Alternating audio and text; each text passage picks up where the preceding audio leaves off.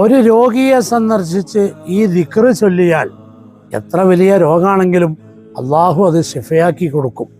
Abu Dawud report ചെയ്യുന്ന ഹദീസിൽ മുത്തനബി സല്ലല്ലാഹു അലൈഹി വസല്ലം പറയുന്നതായി കാണാം, മൻ ആദാ മരീദൻ, ഒരാൾ ഒരു രോഗിയെ സന്ദർശിച്ചാൽ ലം യഹ്ദുർ അജലുഹു, അവനക്ക് മരണം ആസന്നമായിട്ടില്ല, അങ്ങനത്തെ രോഗിയാണ്.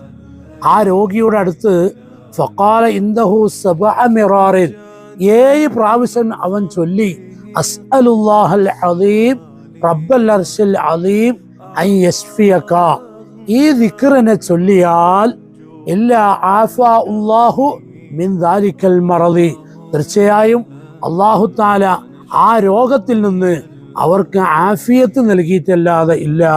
അഥവാ തീർച്ചയായും ആരോഗ്യം നൽകും, രോഗം ശിഫയാക്കി കൊടുക്കും. അസ്അലുല്ലാഹൽ അദീം റബ്ബൽ അർശിൽ അദീം അൻ യശ്ഫിയക്. അപ്പൊ ഇത് നമ്മൾ പഠിച്ചു വെക്കുക.